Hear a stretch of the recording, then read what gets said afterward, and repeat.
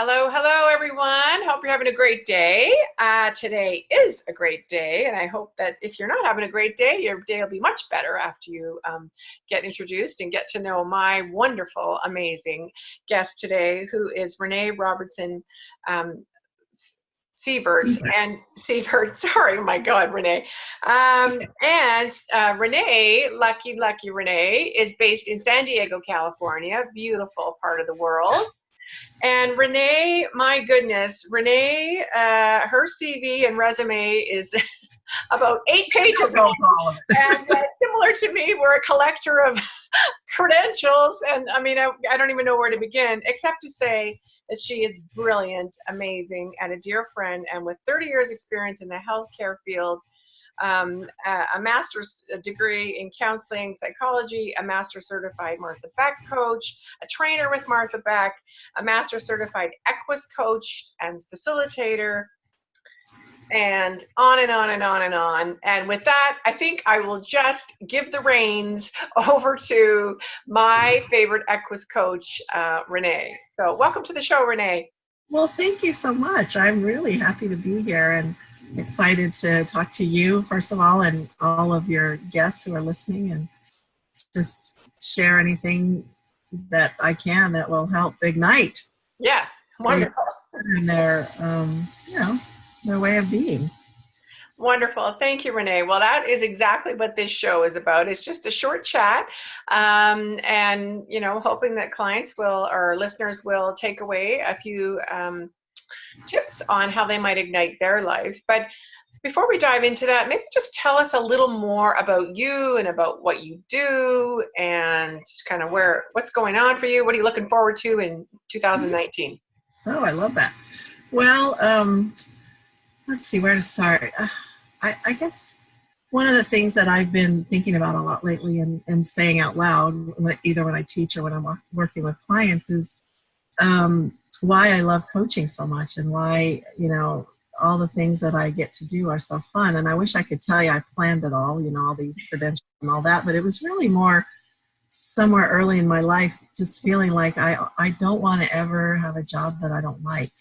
Mm-hmm. And to get up every day, look forward to what I do. So, I was doing one thing and then it'd be like, oh, that looks fun too. So I do this, and then I'll learn to be a coach, and I'll add horses to that. Yeah. It was really all about following my passion so that I could feel so alive every day.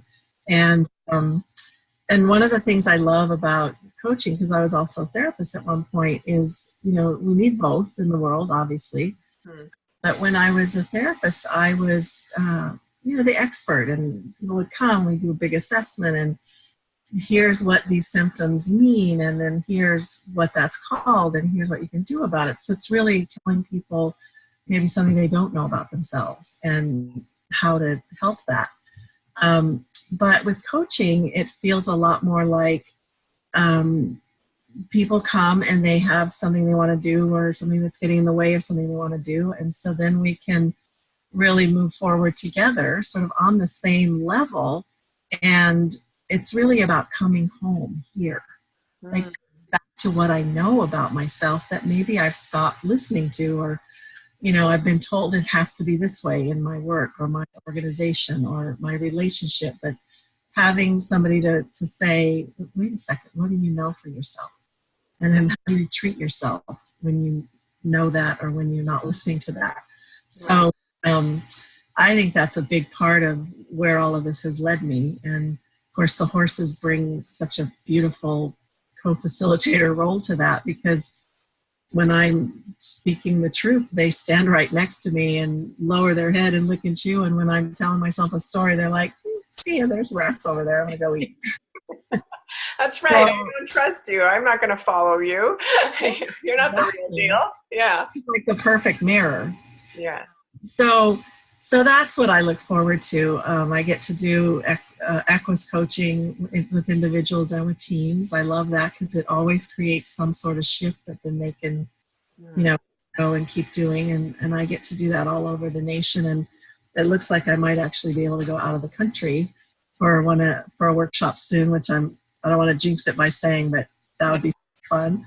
And leadership development and coaching, and I love being a teacher and sharing what I know. So those are all things that are filling up my calendar next year. I also love to partner with other coaches and,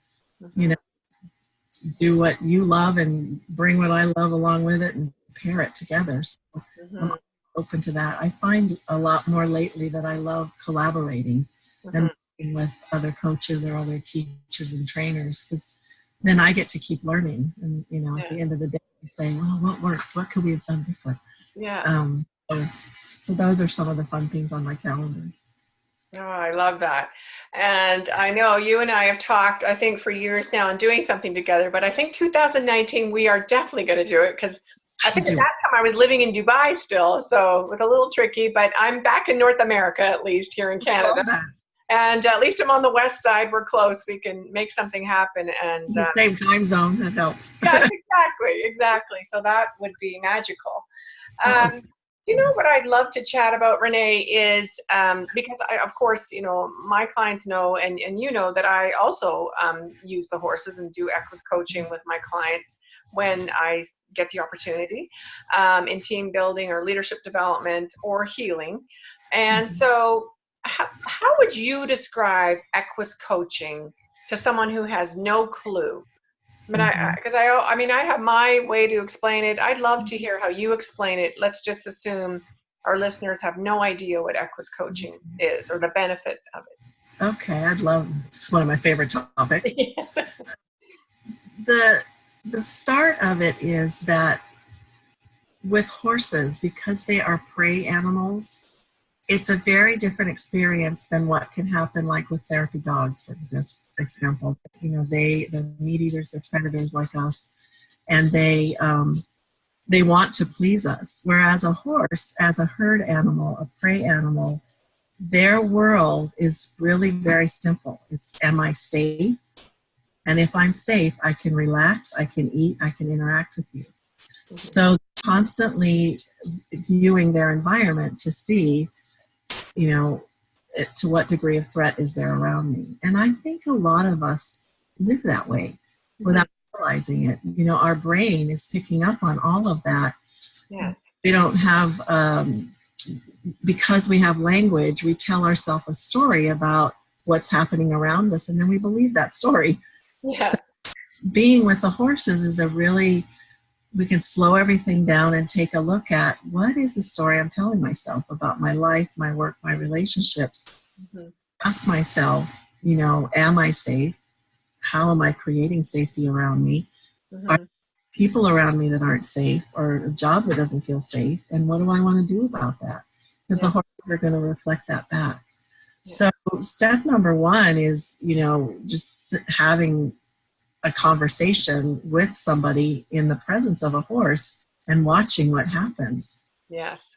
I have a new horse that I just rescued, and I was at the ranch a couple of days ago, and I was, just really trying to be present with the horse. And I was asking her, do you know that you're safe? And I was having this little conversation. You never have to pull a card again. You're not going to have to do that kind of work. There's a different work that I hope you'll do. And I was listening to another conversation. There were other people on the ranch, and the other conversation started to sound heated. And my attention drifted over there. And I the only reason I noticed it drifted because the horse walked away from me. Yeah. And what just happened? And it was because I started to feel worried about what I was hearing over there. The horse picked it up in a heartbeat. And I was like, interesting. So, if we're working on being present, if we're working on being authentic or congruent, great place to start with the horse. And every relationship needs that. Every team needs that. It's so basic for us to have an opportunity to say, wait a minute. Yeah. What does it feel like to be still? What does it feel like to tell the truth to myself?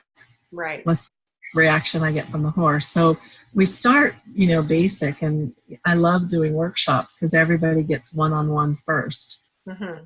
I mean, you can start anywhere. I typically say, what is something that's a challenge or a struggle, or what do you want to set an intention to work on?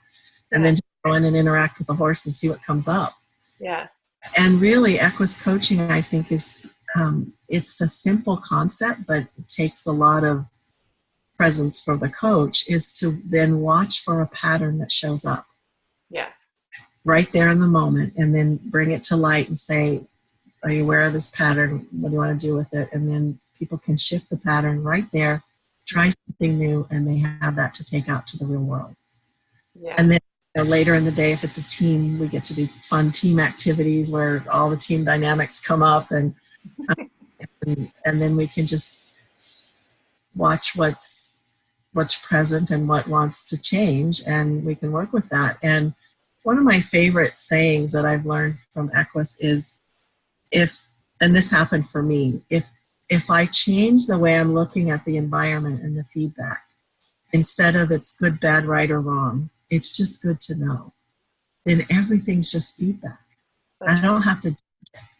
So this good to know concept really, I think, is helpful to us in our relationships, and then also for teams. It's like, oh, it doesn't have to be bad that you're doing that. It's just, oh, if I do this, that happens. Well, that's good to know.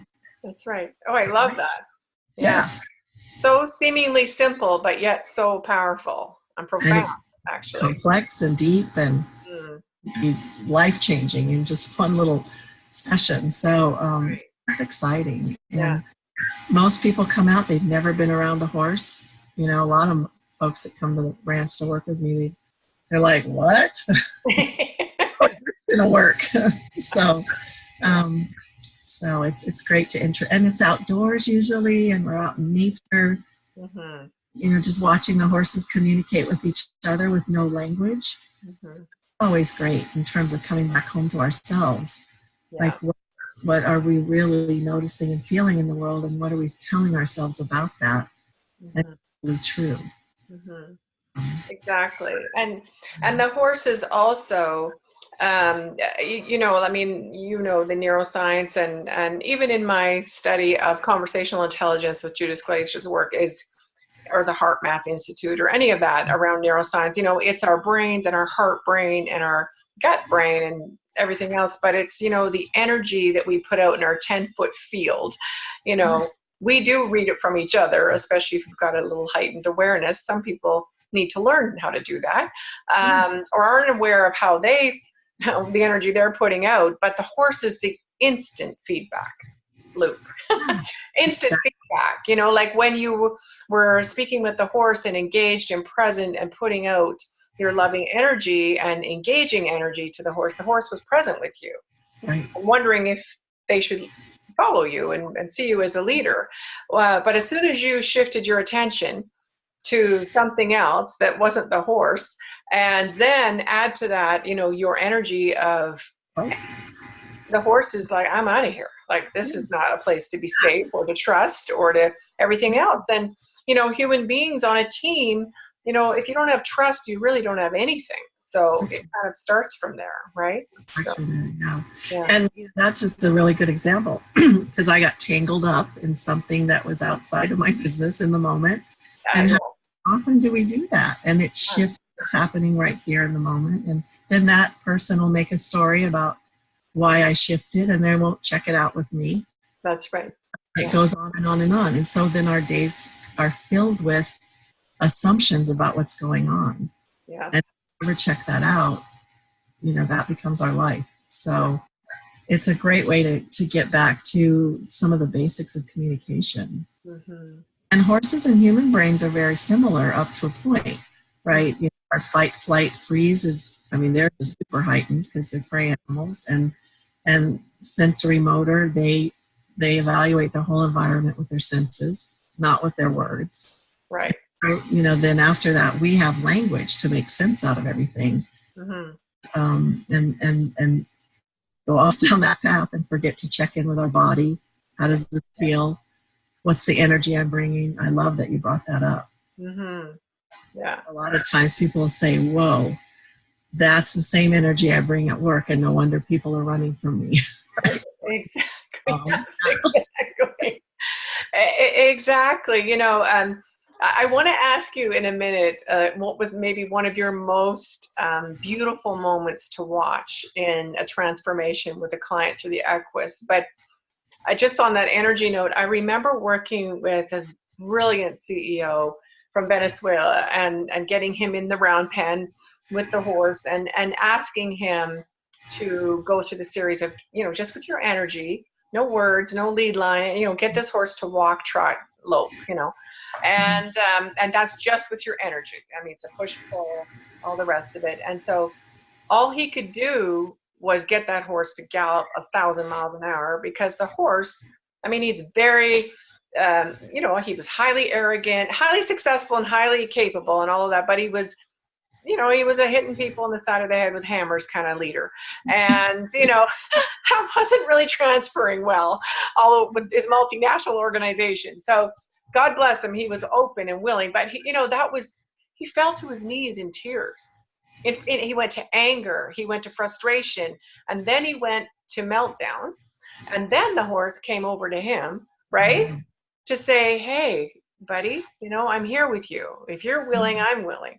And I remember there wasn't a dry eye around that pen watching this, which was his global team. And it was the most beautiful moment. I think one of the most beautiful moments I ever witnessed in my Equus coaching. So tell us about one of your stories. Well, many to choose from. Gosh, there's so many. I know. I'm just like sifting through the files here.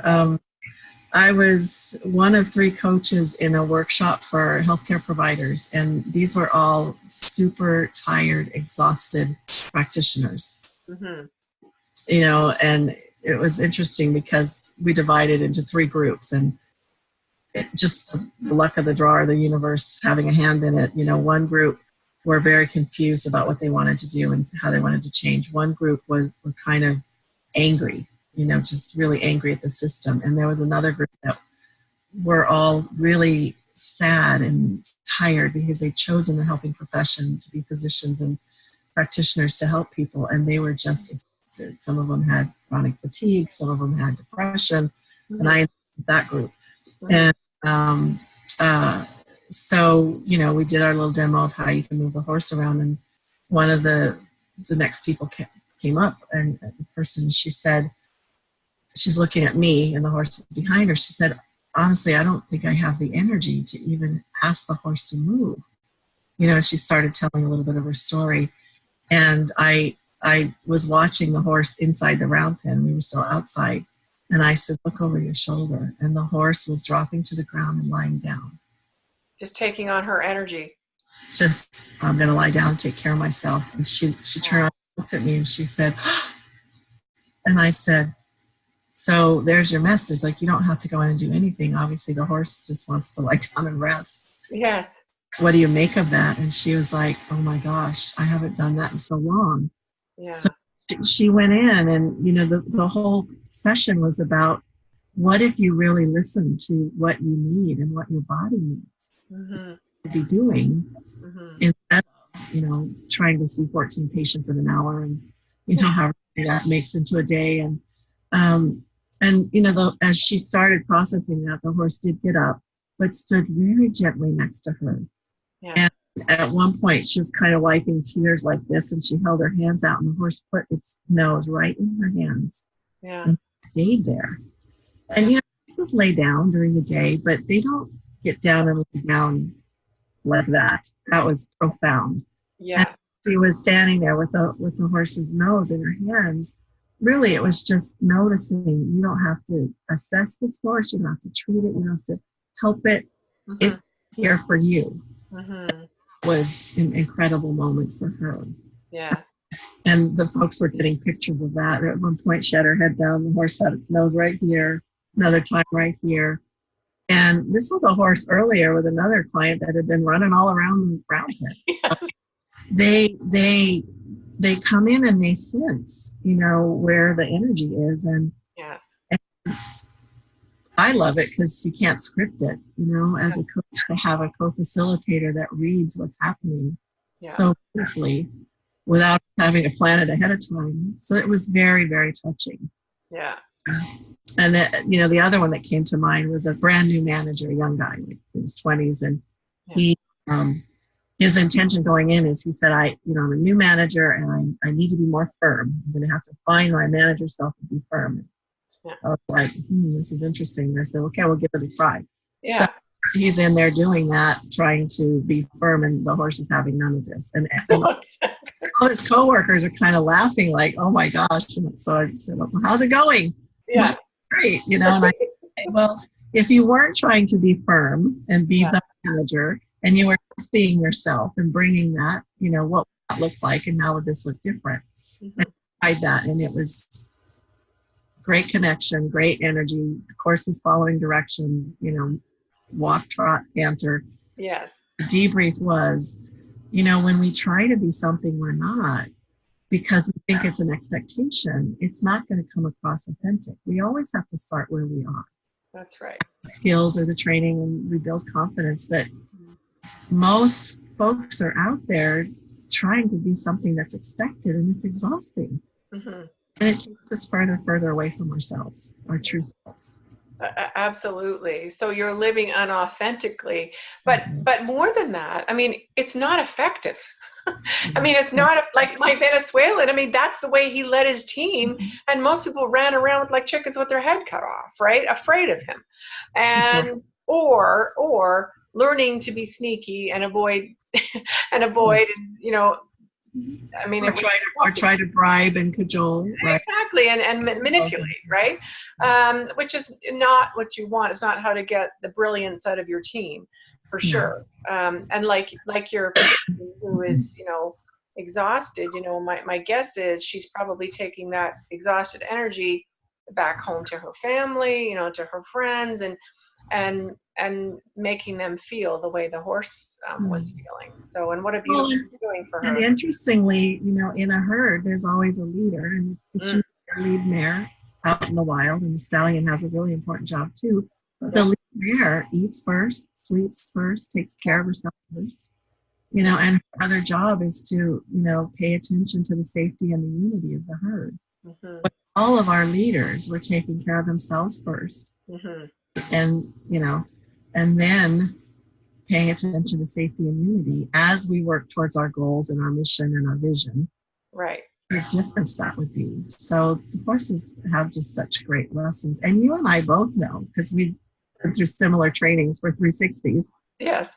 You could do these surveys and people could get this feedback and read it and not believe it and dismiss it. But when there's a 100-pound animal in front of you showing you what this looks like, it's really hard to dismiss it.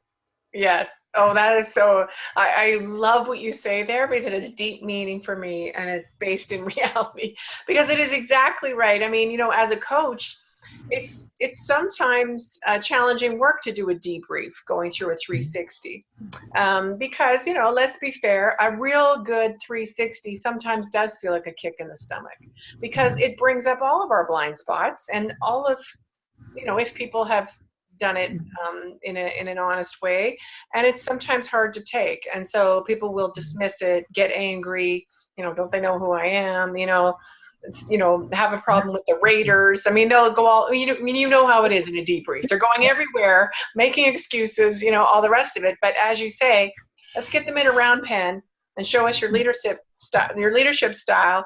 Yeah. Like my Venezuelan with the horse running around crazy, just in fear. Okay, you might be showing up like this.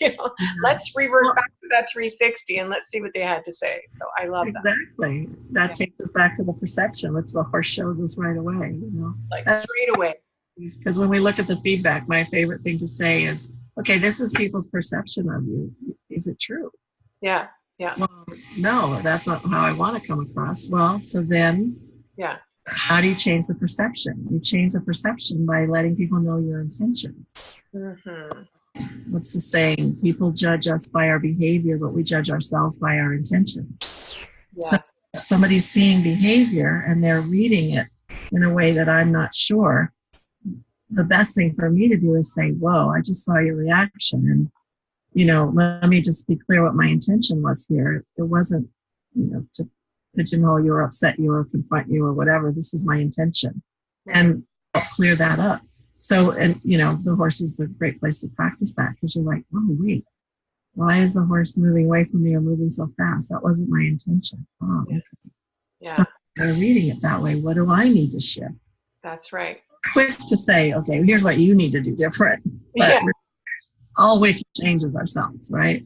No, exactly. And it's great practice to get to put that into play. It's so brilliant what you said there. I just like to go back to it in that, you know, our behaviors are not always reflecting our intention, right? So we see ourselves by our intentions where Yes. others see us by our behaviors. And I mean, that's what we call the blind spot, the gap, you know, in coaching. And that is so so elegant and brilliant. I love that. So I'm going to I remember that. wish I'd know who said it first, because then I could give them credit. Yeah. We Well, can look it up though. yeah, I like it. Yeah.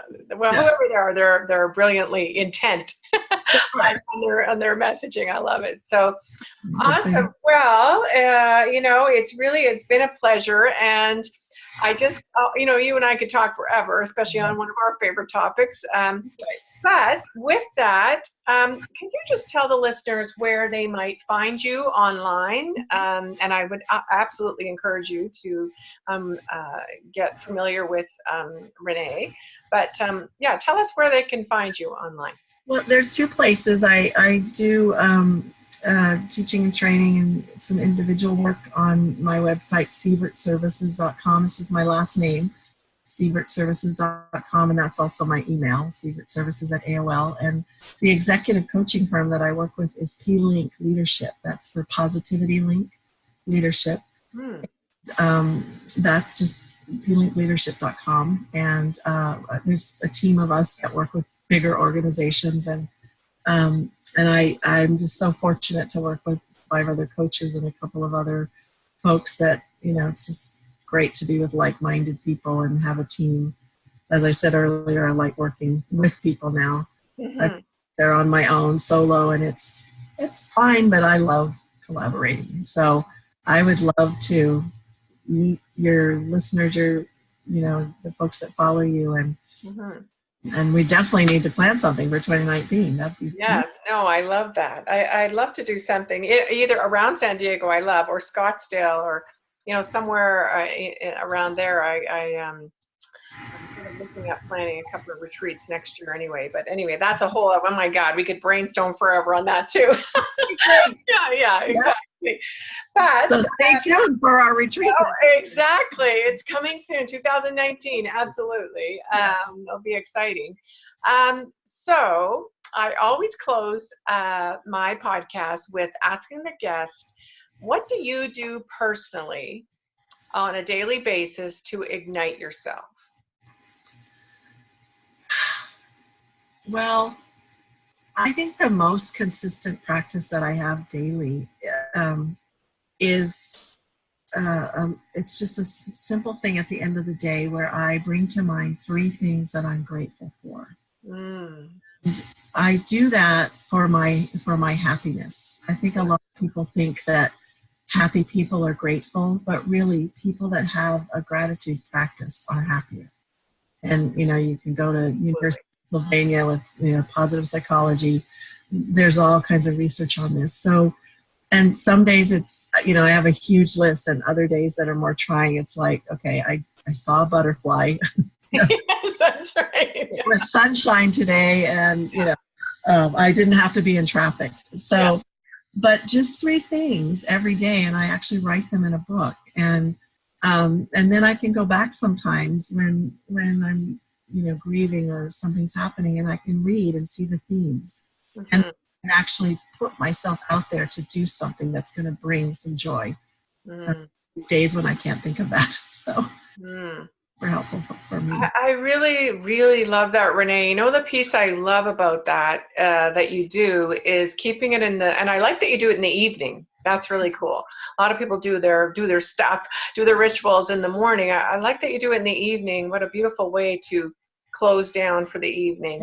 But I love the idea of looking for themes when you go back looking through, and look for the themes of what does bring you joy and happiness and fill your soul. That's really beautiful. It's and really nature and the universe is talking to us. You know, all of our answers that we're asking are out there, and we're not listening to the messages. So looking through that really helps.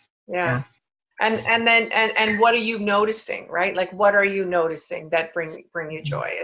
And the theme Yeah, that's very cool. I'm going to have to look back on my gratitude journals now and see what my themes are. I have a feeling it's music and animals and nature. And I know that I was having a bad day, just, like I got off kilter. And I remember thinking, okay, let's just take a breath. What am I grateful for? And I remember it came to us like, oh my God, I was at Starbucks. I heard this woman's laugh. It was like one of the best laughs I've ever heard in my life. And it made me giggle the whole way home, right? And I'm like, okay, so it's the smallest of joys in your day that, it doesn't have to be the big grandiose things like, oh, I won that award, or my children, or, this amazing car I just bought, or whatever. It's the tiniest things sometimes that bring us the greatest joy. So, and have meaning for us. So wonderful. Well, thank you. And thanks for sharing your brilliance with us. And until next time, get out there and ignite and light yourself on fire and let your sparks fall on others. And let's change up the world together. And we'll speak to you next time. Bye-bye. Thanks, Renee. Thank you.